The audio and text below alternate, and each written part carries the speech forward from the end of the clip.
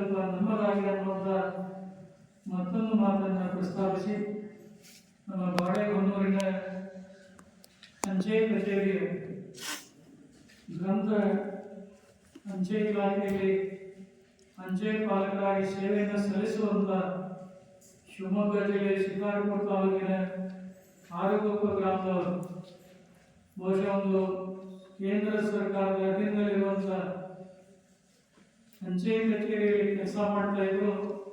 ಅವರಲ್ಲಿರುವಂಥ ಸಾಹಿತ್ಯ ಮತ್ತು ಆ ಸಾಹಿತ್ಯದಲ್ಲಿ ಮಾಡುವಂಥ ಕೃಷಿ ಕಂಡು ಜಗದೊಳಗೆ ಸಂತೋಷ ಅನಿಸ್ತಾ ಇದೆ.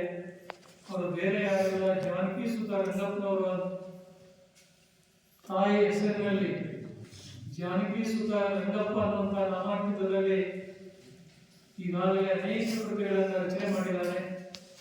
ಬಹುಶಃ ಈ ಶ್ರಾವಣದ ಶುಭ ಸಂದರ್ಭದಲ್ಲಿ ನಮ್ಮ ಜಾನಕಿ ಸುತ ರಂಗಪ್ಪನವರು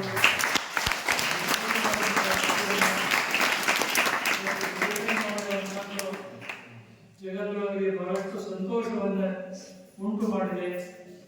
ಪೀಠದ ಸಾಹಿತ್ಯವನ್ನು ಕೂಡ ಅವರಿಗೆ ನಾವು ಒದಗಿಸಿಕೊಡ್ತೇವೆ.